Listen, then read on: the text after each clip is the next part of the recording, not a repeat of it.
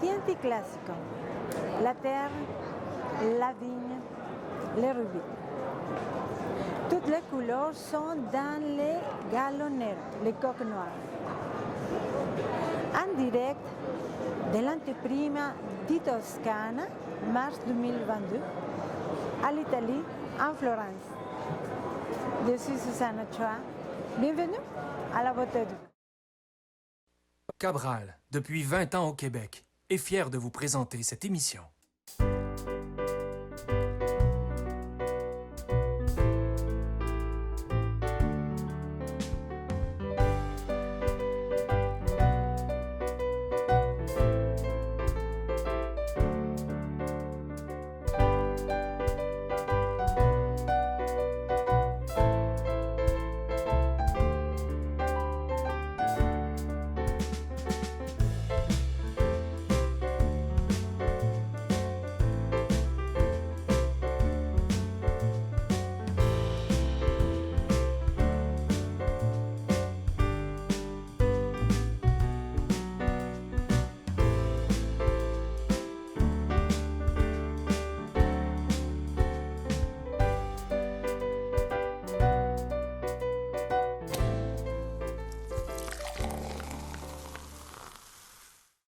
Les Chianti classico. Donc, environ 10 000 hectares de vignes, de sols, de schiste, de calcaire et d'argile. Le cépage emblématique, c'est le Sangiovese. Les Chianti classico fait une production d'environ entre 35 et 38 millions de bouteilles et exporte dans plus de 100 pays. Le Chianti classico compte avec une famille d'environ 515 producteurs, mais aujourd'hui nous avons 180 producteurs avec plusieurs produits dans la classification de la pyramide. Annata, Riserva et Grande Selezione. Anteprima 2022 à la Florence. Il existe plus de 550 producteurs dans les Chianti classico. Aujourd'hui, nous avons dans cette dégustation de l'anteprima di Toscana environ 180 producteurs. Le Chianti original est le Chianti classico qui est né en 1716. C'est le Chianti classico du Galonero qui est le symbole historique de la Ligue militaire de Chianti, caractérisée par le célèbre peintre Giorgio Vasari au plafond du salon dei Cinquecento dans le Palazzo Vecchio à Florence. Chianti classico est une appellation située à Sienne. Il faut bien différencier entre les Chianti, que c'est une appellation, et les Chianti classico, que c'est une autre appellation. Voici les Galonero, les coques noires, que c'est l'emblème de l'appellation Chianti classico. Les municipalités incluses sont les Casciano in Val di Pesa, Varnerino, Tavernelle, Poggibonsi et Castelnuovo Beradenga. Aussi, les municipalités de Grève en Chianti, Castellina in Chianti, Rada in Chianti, Il Gaiole in Chianti sont également inclus. Le Chianti Classico est la seule dénomination DOCG qui peut être produite à l'intérieur de ce territoire historique. Aujourd'hui, des centaines d'étiquettes sont produites et unies par l'indubitable Galonero et par les spécifications qui indiquent la nécessité de production avec un minimum de 80% du cépage Sangiovese. Le consortium est une famille d'environ 515 producteurs. Des producteurs fiers de produire dans les Chianti Classico avec leur cépage impérial, l'ancien et tant aimé Sangiovese. Environ 10 000 hectares de vignes sur des sols de schiste, de calcaire et de couches d'argile qui reflètent leurs particularités. Cette appellation produit entre 35 et 38 millions de bouteilles par année. Le Chianti Classico s'exporte dans plus de 130 pays. So, Cianfanello 2018, Chianti Classico, Black Rooster, 100% of Sangiovese. Okay, There is 100%. an annata and a Riserva, but just this bottle, 30 months of aging. 6 months on still, 12 months in big barrel 1000 liters in French oak, and 6 months on still again. After he aged his wine another 6 months in a bottle before go outside in the market. So 30 months from the grapes to the glass. Alors, on va trouver Cianfanello. el Cianfanello Chianti Classico. Nous sommes dans la municipalité de Grève. Donc, un vin léger, un vin avec beaucoup de fruits rouges, un vin avec une acidité assez discrète et les tanins vraiment souple. Donc, un vin digeste et facile à boire. La dégustation des Chianti Classico expose la typologie de sa pyramide. Donc, on va voir la nata, on va avoir également la riserva et la grande sélection. Ici, de ce côté, nous avons le vino santo de Chianti Classico. Les municipalités à Chianti Classico sont Castelnuovo, Verdandegna,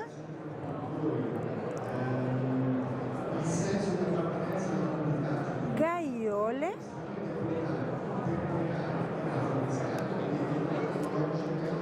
Rada, Panzano,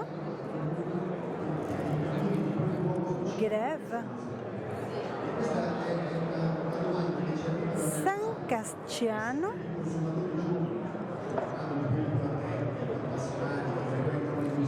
San Donato in Poggio,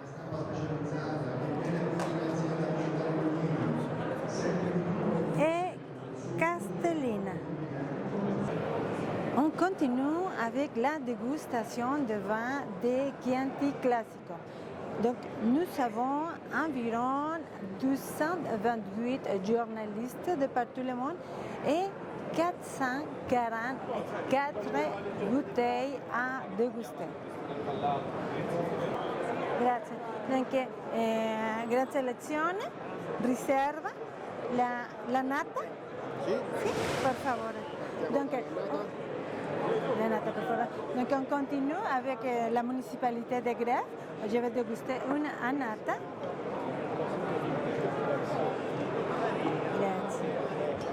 Grazie, corretto. Un'annata della Maison Lanciola. Bon, ça dégage beaucoup de arômes d'épices. Un rouge rubis assez attirante. Hein? Rubis comme les couleurs de Galonero. Donc on va en bout.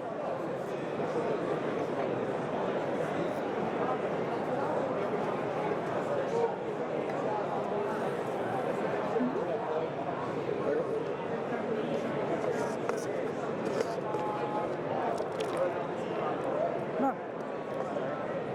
Une attaque acide, oups, pardon, une attaque acide, beaucoup d'épices, on sent les tannées, elles sont assez présentes, et on va moyen. Donc on va avec la riserva, per favor. Vous êtes français? Oui. Je peux parler un petit peu en français. Ah d'accord, d'accord. Bon, donc on va parler en français là. Merci. Donc ça c'est la réserve. D'accord. C'est seulement Sangiovese. Ok, 100% Sangiovese. Hein? Il est âgé pour 2 années une barrique. Combien? 2 années. 200 en barrique. Donc on va avec les masses di greve. Riserva 2006, comme la bouteille de vin.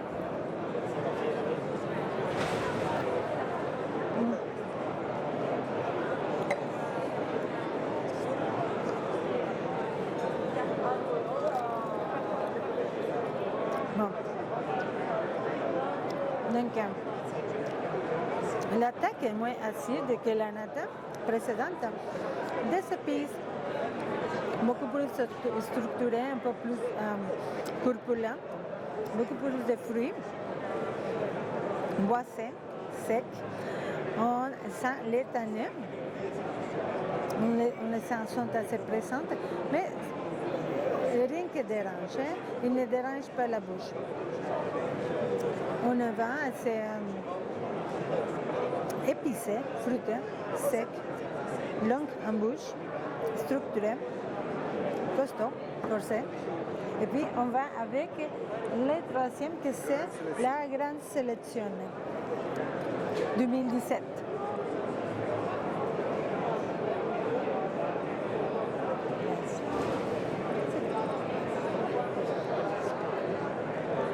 Donc, on va trouver beaucoup de fleurs de violettes, des fruits rouges, comme peu d'épices.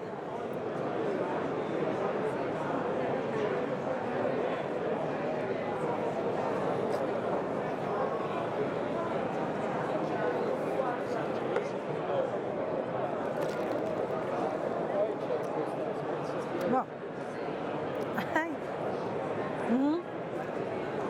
Une bonne attaque, hein?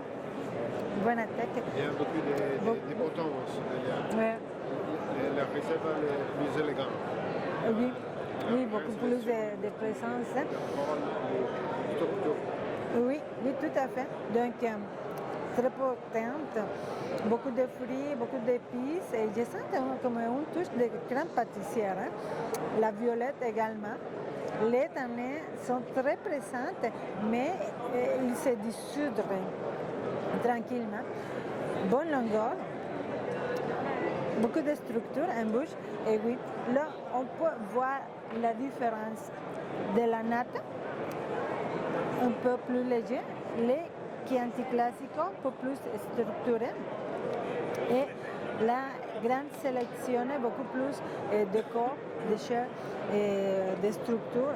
Et les trois sont secs, les trois aromatiques, mais oui, on voit la gradation de l'arôme. Des fruits rouges, un peu plus intense, des fruits rouges et des fruits rouges, des épices et beaucoup de violettes. Donc c'est la maison Lanchola dans la municipalité de Grèce. Je suis dans la salle de dégustation de la presse, à l'anteprima mars 2022, l'anteprima di Toscana à Florence. Nous sommes dans la station Léopold. Et puis, c'est ici que tous les journalistes vont faire les dégustations. De l'autre côté, ça sera plus de public. Ici, comme vous pouvez voir, c'est un long, je pense qu'au moins 150, 200 mètres de bouteilles, plusieurs journalistes de partout la planète. Donc, cette année, et après 12 ans d'arrêt, non, à cause de la pandémie, c'est très spécial parce que après la pandémie, mais également parce qu'on va utiliser un système par une application dans le téléphone. Donc avant, on commandait les vins et puis les sommeliers, on les commandait à la main et puis les sommeliers venaient nous servir les vins. Là, avec l'application, c'est à nous pour éviter, pour empêcher tout contact avec les papiers, les crayons. Avec l'application, on va commander et les sommeliers vont voir la commande, comme vous pouvez voir ici.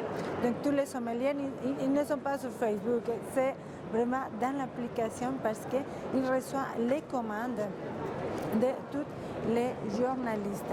Donc si vous voyez des personnes qui sont toujours avec le téléphone, c'est à cause qu'on fait la commande des vins de Chianti Classico pour déguster, pour faire les chroniques, pour faire les livres, pour faire les guides du vin, pour faire la différence des millésimes. Donc, l'anteprima di Toscana, Chianti Classico, mars 2022, en direct de la Florence, en Italie.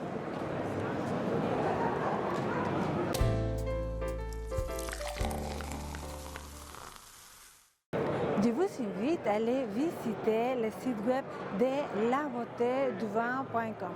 Donc, vous allez trouver toutes les photos, tout ce que ça passe ici dans l'événement de l'anteprima di Toscana 2022 à Florence, en Italie.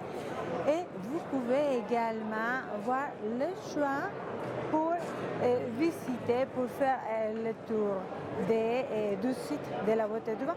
Donc vous allez trouver les services, vous allez trouver d'albums photos, vous allez trouver cet événement de l'anteprima Chianti Classico aujourd'hui.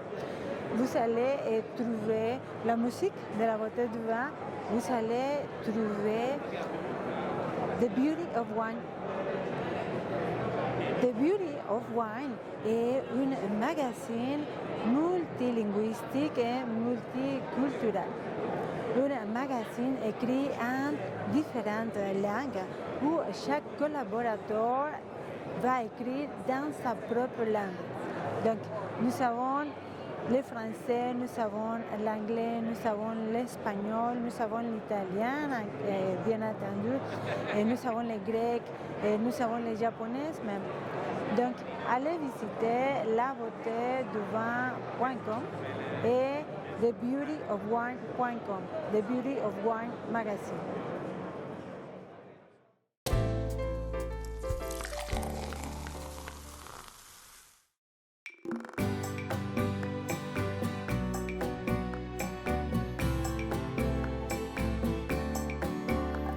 De belles jambes sous une robe bourgogne ne me lassent de regarder.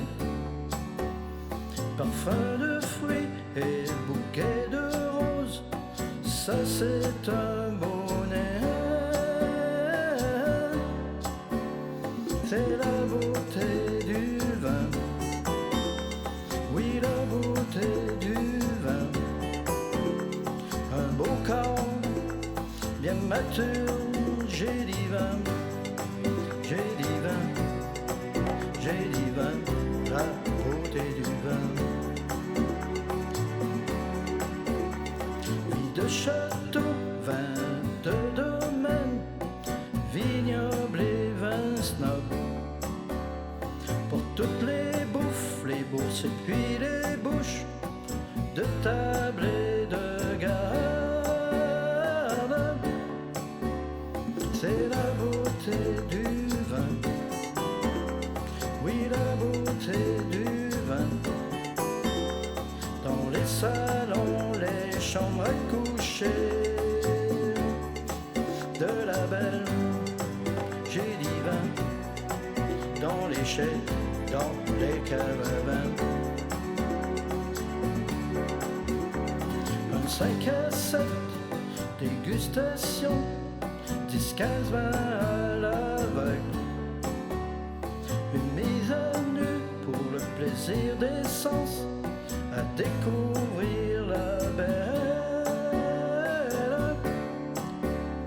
C'est la beauté du vin, oui la beauté du vin. En plein dans le mille, un Riesling 2015, c'est divin, j'ai divin, la beauté du vin. Anniversaire, le beau Tritis, ainsi que la dame Jeanne.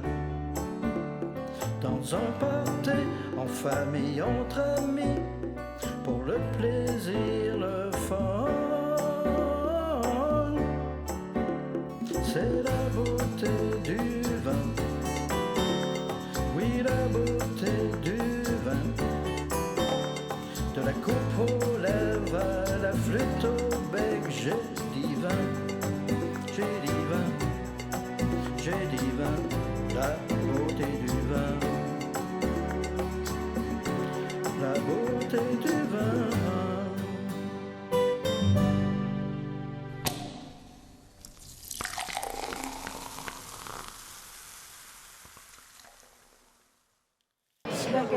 Donc, ici, c'est la Riserva, ok, que c'est 100% Sangiovese.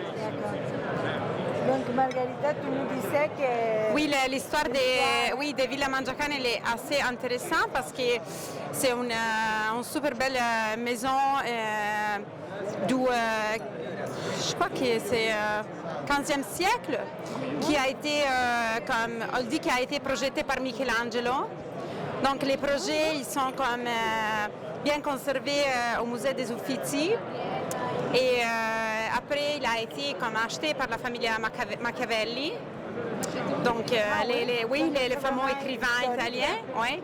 Et puis, il a comme passé il a eu plusieurs propriétaires. Et à partir de 2001, elle est devenue comme elle a acheté par un entrepreneur sud-africain. Ah oui, oui, et en 2007, elle est devenue comme un hôtel, un luxury hotel.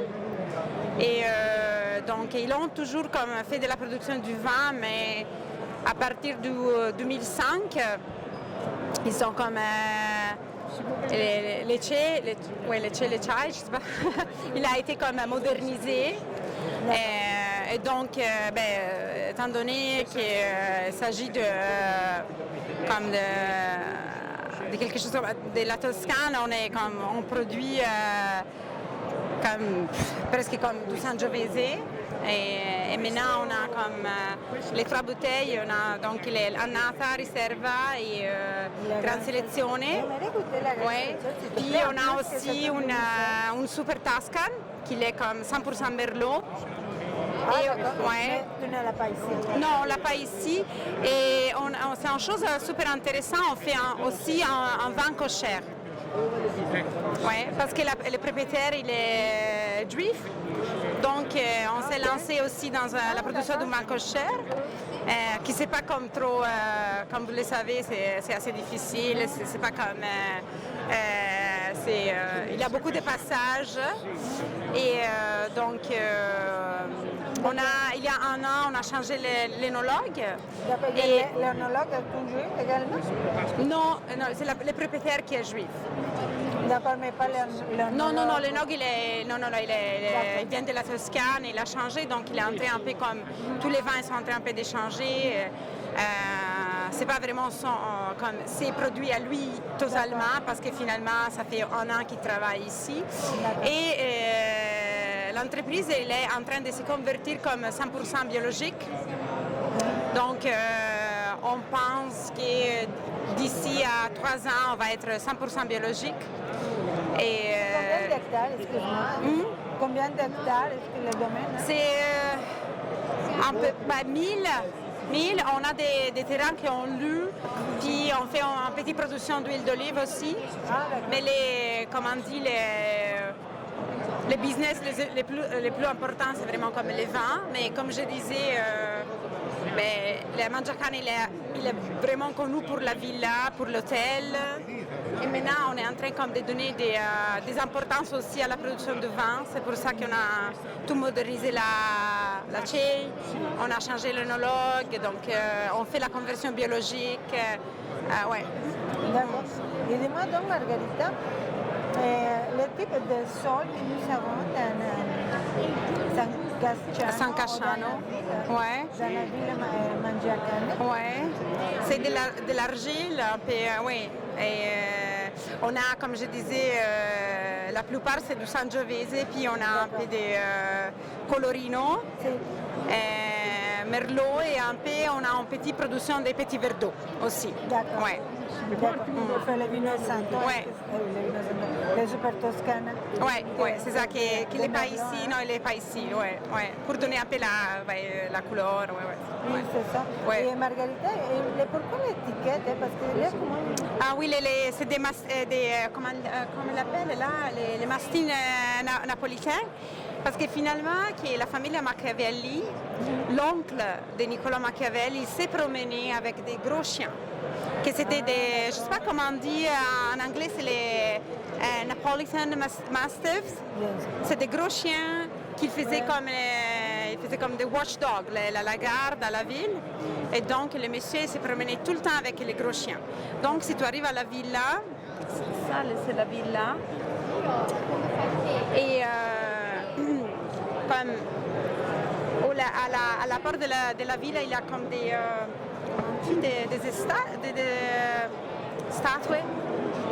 statues. Oh my God. Les statues, oui, qui sont pareilles aux chiens qu'il est sur l'étiquette. Ah, ouais. C'est comme pour ça. Oui, parce que finalement, les noms de la villa, c'était comme en latin, c'était comme Magnacane, qui finalement, les noms Magnacane, si tu fais la traduction, c'est grand chien. Ah, mais après, comme on a fait une mauvaise traduction, donc ils sont devenus comme Mangia. Hein? Donc c'est une traduction qui a été, comme il n'était pas bon, mais finalement elle a changé comme ça. Adopté. Mais tout, c'est les chiens qu'on voit ici. Quand tu rentres dans la villa, il y a les chiens qui sont là. D'accord. Ouais. D'accord. Merci beaucoup, Margarita. Non, merci à toi. Beaucoup. Donc, on va te voir à Montréal encore? Ouais. Hein? On va te voir à Montréal. Ah oui, j'espère. J'ai demandé, j'espère qu'on va se voir peut-être à la dégustation à Marché Bon Secours. Ouais, j'espère. La vie commence à revenir à la normalité, donc ça nous fait plaisir de te voir. Ouais, j'espère, oui.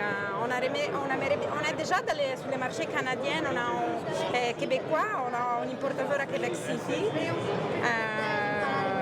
Mais on aimerait faire de mieux, surtout pour les vins Cochelle, l'entreprise qui est en train de virer tout biologique. Ouais. Merci beaucoup. Merci à toi. Merci à toi. Merci beaucoup pour cette émission. À la semaine prochaine. Cabral, depuis 20 ans au Québec, est fier de vous présenter cette émission.